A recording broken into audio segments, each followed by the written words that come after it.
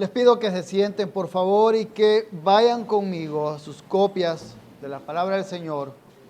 En Lucas 17, vamos a estar cerrando este capítulo en los versículos 20 al 37. Lucas 17, del 20 al 37. Habiendo preguntado los fariseos a Jesús cuándo vendría el reino de Dios, Él les respondió: el reino de Dios no viene con señales visibles, ni dirán, miren, aquí está, o ahí está, porque el reino de Dios está entre ustedes. Y a los discípulos les dijo: vendrán días cuando ustedes ansiarán ver uno de los días del Hijo del Hombre, y no lo verán. Y les dirán, miren allí, miren aquí, no vayan, ni corran tras ellos. Porque como el relámpago al fulgurar resplandece desde un extremo del cielo hasta el otro extremo del cielo, así será el Hijo del Hombre en su día. Pero primero es necesario que Él padezca mucho y sea rechazado por esta generación. Tal como ocurrió en los días de Noé, así será también en los días del Hijo del Hombre. Comían, bebían, se casaban y se daban en casamiento, hasta el día en que Noé entró en el arca y vino el diluvio y los destruyó a todos. Fue lo mismo que ocurrió en los días de Lot. Comían, bebían, compraban, vendían, plantaban, construían. Pero el día en que Lot salió de Sodoma, llovió fuego y azufre del cielo y los destruyó a todos. Lo mismo acontecerá el día en que el Hijo del Hombre sea revelado. En ese día el que esté en la azotea y tenga sus bienes en casa, no descienda a llevárselos. Y de igual modo, el que esté en el campo no vuelva atrás. Acuérdense de la mujer de Lot. Todo el que procure preservar su vida la perderá, y todo el que la pierda la conservará. Les digo que en aquella noche dos estarán en una cama, uno será tomado y el otro será dejado. Dos mujeres estarán moliendo en el mismo lugar, una será tomada y la otra será dejada. Dos estarán en el campo, uno será tomado y el otro será dejado. Respondiendo ellos le dijeron, ¿dónde, Señor? Y él les dijo, donde esté el cuerpo, allí también se juntarán los buitres. Señor, llegamos ante ti cerrando este día de reposo, pidiéndote que nos permitas estar bajo la autoridad de tu palabra, que tu palabra predicada transforme nuestros corazones, nos dé una alta visión de quién es nuestro Salvador. Permite que aprendamos a cómo amarte, cómo vivir para tu gloria. Te pido que concedas, Señor, que no salga de mí nada que esté prejuiciado por mis pensamientos, sino que salga todo lo que tu Espíritu Santo guíe. Permite que seas tú guiando la predicación de esta noche. En el nombre de Jesús. Amén.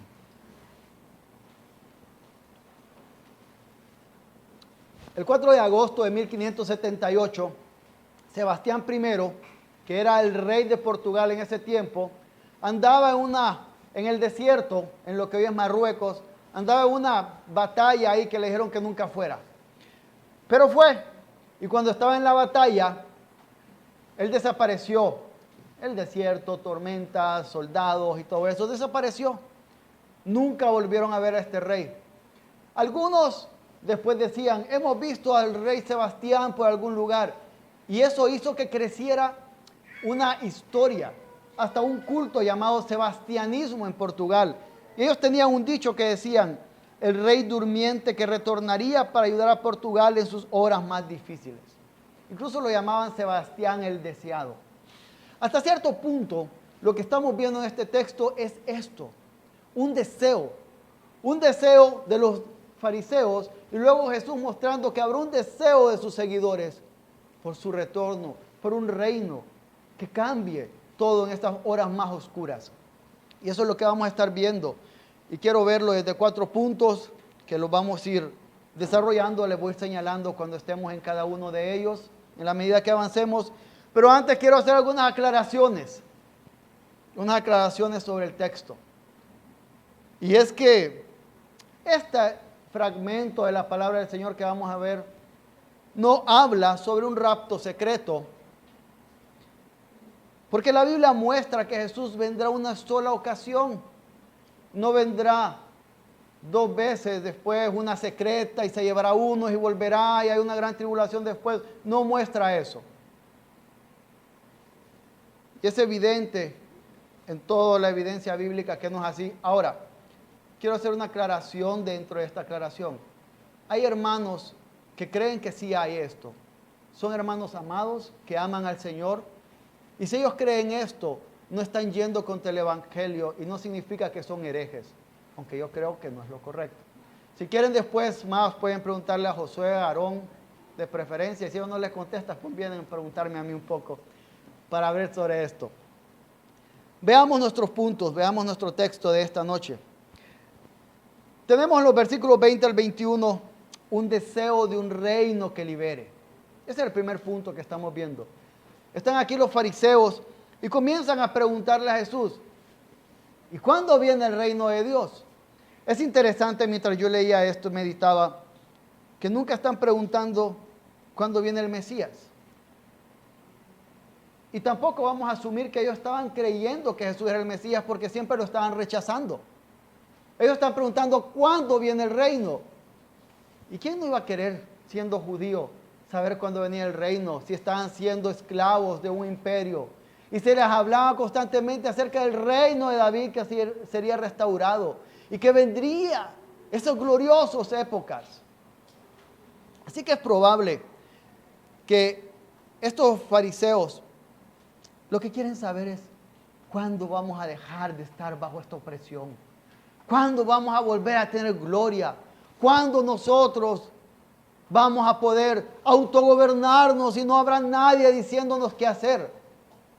Cuando nosotros, no era un anhelo quizás por un rey que vendría, era un anhelo por un cambio de contexto que les permitiera quitar de ellos lo que les molestaba.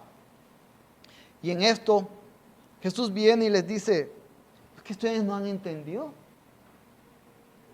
El reino ya llegó. El reino ha llegado y es lo que Jesús estuvo mostrando desde antes. Jesús estaba mostrando que Él, al llegar, estaba inaugurando ese reino y estuvo mostrando cómo es el reino y cómo sería el reino cuando sanaba, un reino sin enfermedad, cuando expulsaba demonios, un reino sin influencia satánica, cuando quitaba el dolor de las personas, un reino sin sufrimiento. Y Jesús les está diciendo, ustedes no entendieron. El reino ha venido, el reino ya está acá. Pero hasta cierta forma, esto que estaba pasando con los fariseos, es algo que muchas veces sucede a varios que están constantemente en la iglesia. A varios que están queriendo que cambie su contexto, que cambie el contexto de dolor en el que están. Y estamos llegando a la iglesia para que se nos quite lo que nos estorba, para que se nos quite aquello que nos oprime, pero nunca para buscar a un rey.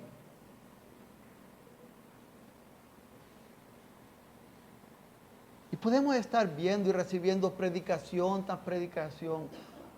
Podemos estar siendo parte y cantando una y otra vez estos cantos que muestran lo precioso del Evangelio, del reino de Dios, y no haber entendido que el reino ha llegado en Cristo a nuestras vidas.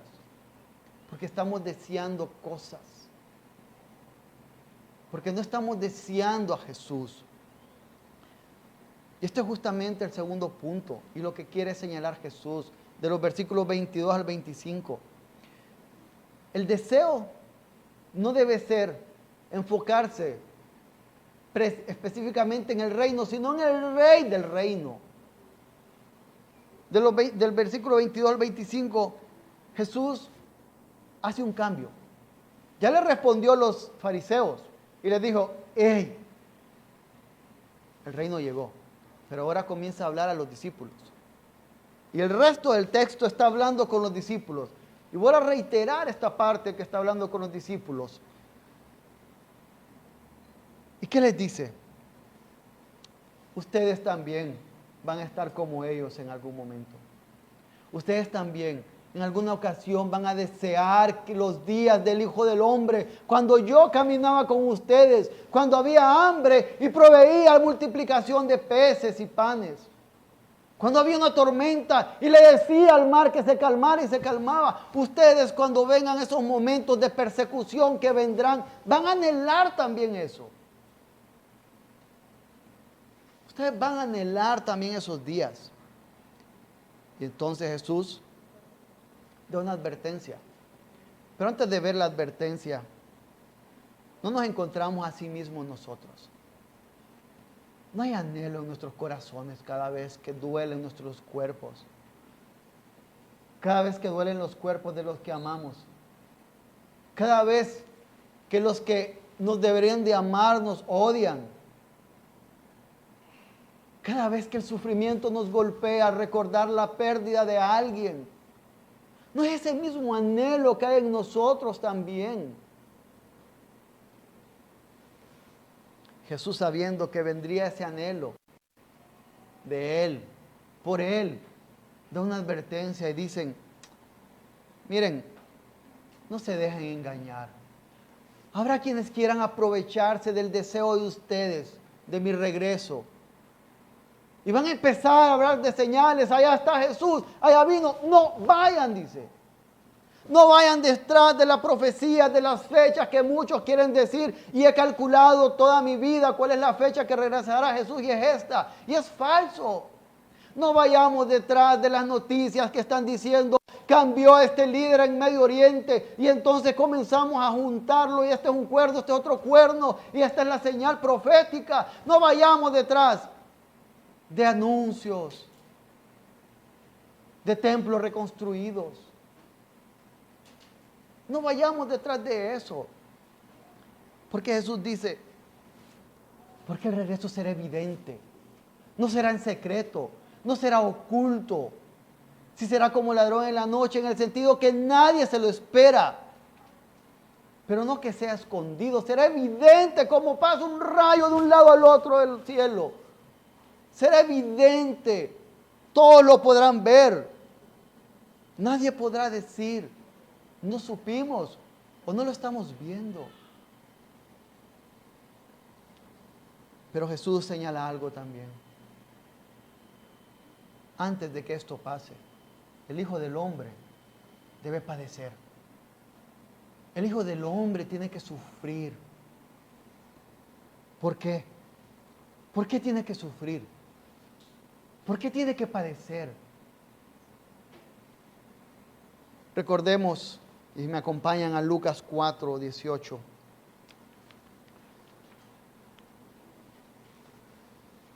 Recordemos a Jesús llegando a la sinagoga, congregándose y leyendo los libros de la ley. Y lee una profecía de Isaías 61, y dice, el Espíritu del Señor está sobre mí porque me ha ungido para anunciar el Evangelio a los pobres. Me ha enviado para proclamar libertad a los cautivos y la recuperación de la vista a los ciegos, para poner en libertad a los oprimidos, para proclamar el año favorable del Señor. Por esa razón es que primero el Hijo del Hombre tenía que ir y padecer, porque primero tenía que asegurar la redención de los suyos.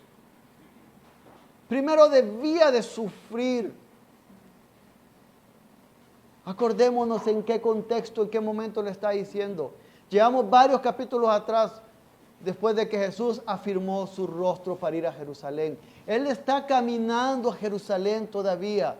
Y dentro de un par de capítulos vamos a llegar con Él a Jerusalén. Él está caminando hacia allá, hacia su muerte redentora. Y Él dice, antes de que venga por segunda vez, de que sea tan evidente, antes debe padecer. Pero también hay algo para nosotros, como en todo lo que hemos viendo, pero hay un llamado específico, no solo para el creyente, para el no creyente en esto.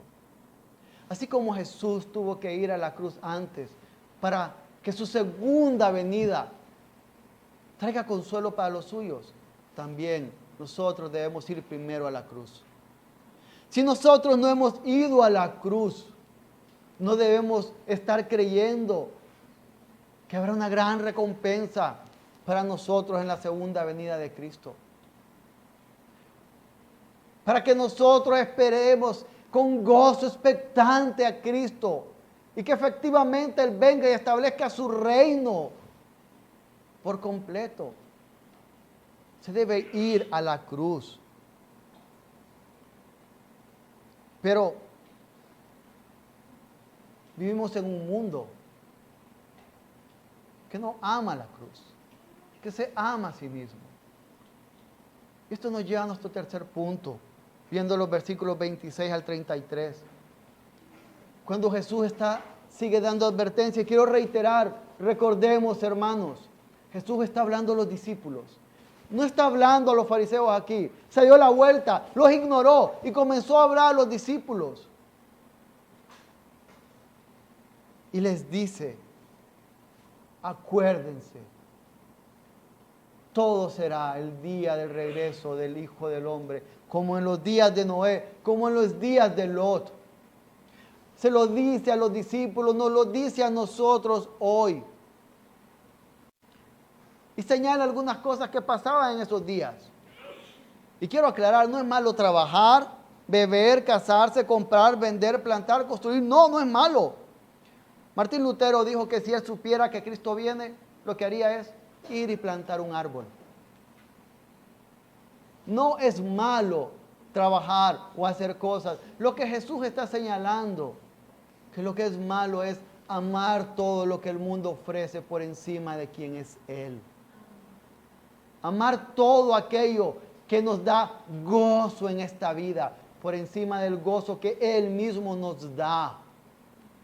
Y lo que está señalando es, el mundo estará ocupado en esto. Acuérdense, no le está hablando a los fariseos, está hablando a los discípulos. Y está diciendo, ustedes no estén como el mundo. Ustedes no amen todo esto. Háganlo porque ocupan hacerlo. Es parte de vivir en esta tierra. Pero no amen esto como el mundo lo ama. Ámenme a mí más que todo esto. Eso es lo que está diciéndoles acá. Y luego, como para machacar ahí un poco más, dice, acuérdense de la mujer de Lot. ¿Por qué de la mujer de Lot? Aquí fue muy útil leer un poco de lo que J.C. Ryle dice. Él señalaba que la mujer de Lot tiene un significado especial aquí porque es muy probable que esta mujer salió con Lot siguiendo a Abraham. Entonces escuchó una promesa. Y luego vio cómo Abraham lo rescataba. De cuando hubo invasores, recuerdan, y se los llevaron. Ella fue parte de los rescatados. Está diciendo, esta mujer conocía promesas. Pero cuando iba camino a huir de la ciudad, amó más Sodoma y Gomorra y vio hacia atrás. Niños, ustedes pueden estar aquí constantemente. Ustedes pueden estar escuchando domingo a domingo y en sus hogares también la palabra del Señor. Algunos pueden haber recibido la señal del pacto. Pero si ustedes no vienen a Cristo Jesús, si ustedes no aman a Cristo más de lo que pueden amar a sus papás o los logros que puedan tener en la tierra, el pensar en el regreso de Cristo es algo que debe darles terror en lugar de gozo. Pero no solo para los niños, para nosotros, hermanos. Cada día estamos tan ocupados en cosas que debemos hacer, pero amando más esas cosas. Amando el gran renombre que me dará si saco este proyecto, o la gran utilidad, la gran ganancia que voy a tener si este negocio sale como espero. Y no pensando en glorificar a Dios con cada una de nuestras acciones.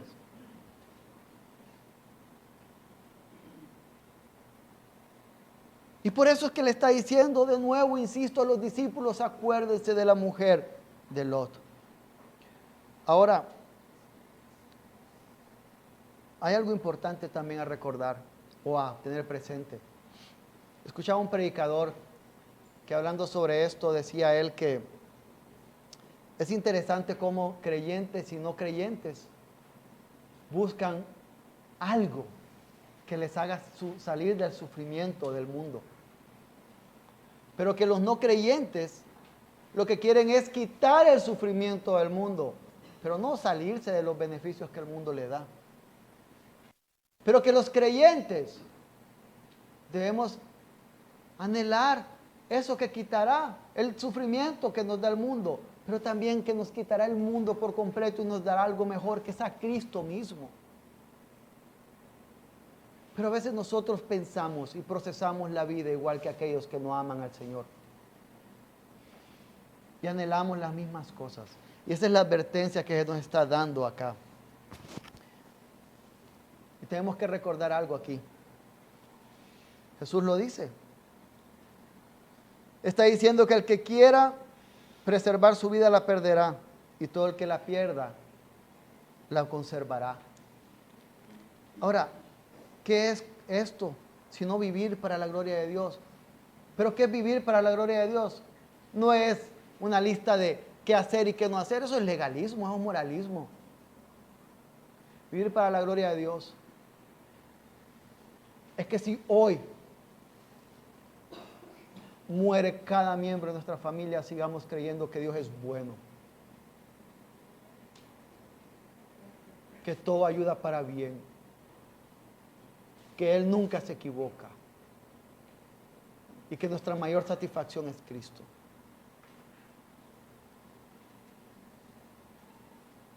Es vivir cada día amando al Señor más que a todo o a todos.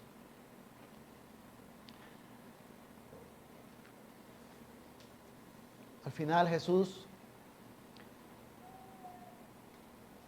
del versículo 34 al 37, habla de un deseo recompensado. Pero para esto, quiero que me acompañen a Isaías 61. ¿Recuerdan que les dije que Lucas 4 estaba citando Isaías 61? Vamos a leerlo. Hay unas palabras que cambian, pero es la misma profecía y vamos a leerla. 61 del 1 al 2. El Espíritu del Señor Dios está sobre mí, porque me ha ungido el Señor para traer buenas nuevas a los afligidos. Me ha enviado para vendar a los quebrantados de corazón, para proclamar libertad a los cautivos y liberación a los prisioneros, para proclamar el año favorable del Señor, el día de venganza de nuestro Dios. Esta última frase, el día de venganza de nuestro Dios, no está en Lucas 4. Porque Jesús en su primer venida vino a proveer la redención, pero en su segunda venida Él vendrá a ejecutar juicio. Él vendrá a completar, a cerrar esta profecía. Y es justamente cuando dice entonces que habrán dos hombres en una cama. Uno será tomado, otro será dejado. Y esto es muy probable que se refiera a padre e hijo que están acostados. Solo había una cama en esos tiempos. Por lo común era para el jefe de familia, quizás el primogénito, tal vez por ahí. Luego habla de dos mujeres. Algunos coinciden en que es madre e hija, moliendo, una es tomada y otra es dejada. Y reitera luego también otros dos hombres en el campo. Uno es tomado y el otro es dejado. Es importante ver aquí que si es como algunos comentaristas creen, que se refiere a padre e hijo, madre e hija, asegura que no hay ningún vínculo familiar, sanguíneo, que nos asegure la salvación. No hay nada de creer que porque mi papá, mi mamá, mi hermano, mis hijos aman al Señor, eso asegura que yo también seré salvo. Y muestra una separación que habrá. Una separación entre los que son de Cristo y los que no son de Cristo.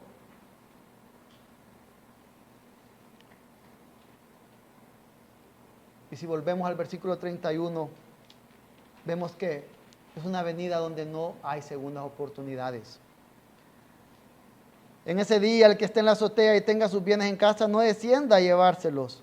Y de igual modo el que esté en el campo no vuelva atrás. No hay marcha atrás. Esto no es como cuando yo estaba en casa y escuchaba una motocicleta o un carro o una llamada y era: papi, mami, ya vienen cerca, arreglemos todo el desorden de casa, corramos para que nadie se fije y que ellos entren como si nada. Esto no va a ser así. No hay segundas oportunidades ahí.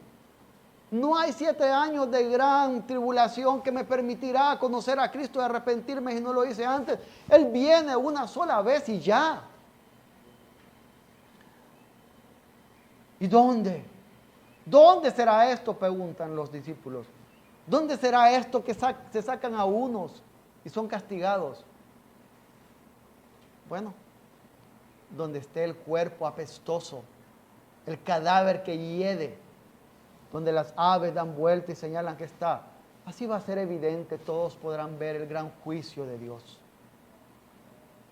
Todos podrán ver cómo Dios viene y aparta los suyos de los que no son suyos, el trigo de la cizaña.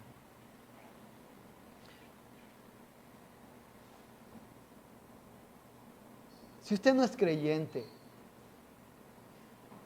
la pregunta que le tengo es: si este gran día fuera hoy, en este momento,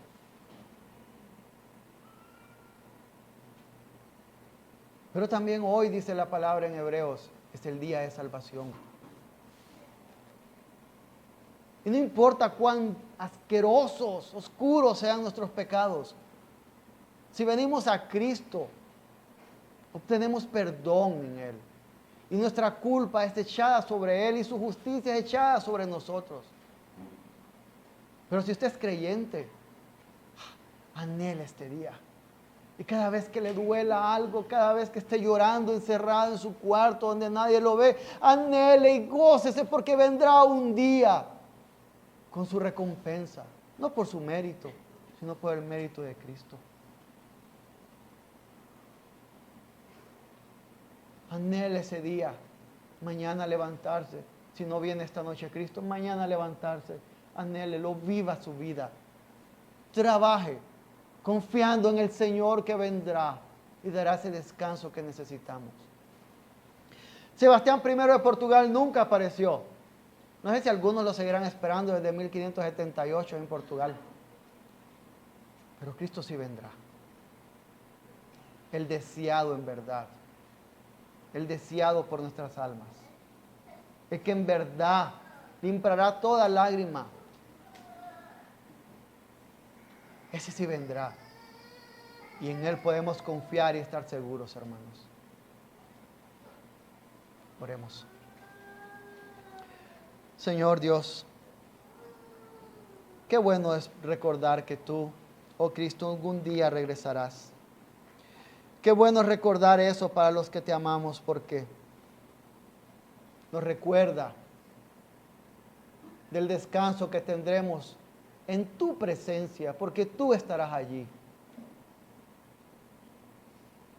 Pero también es bueno recordarlo esto para aquel que no te ama, porque es un mensaje de salvación.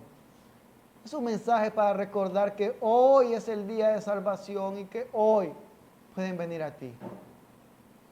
Si hay alguien que no te ama, o alguien que está viviendo en pecado, Señor, sin arrepentirse, concédele la dicha del perdón y que venga ante ti confiando en la obra de Cristo. Señor, ayúdanos cada día a recordar que esto no son mitos, es una realidad y que lo anhelemos en las dificultades del día a diario, de la vida diaria, en las dificultades de cada día. Que la esperanza del regreso de Cristo nos fortalezca y que eso lo amemos más que nada. En el nombre de Jesús. Amén.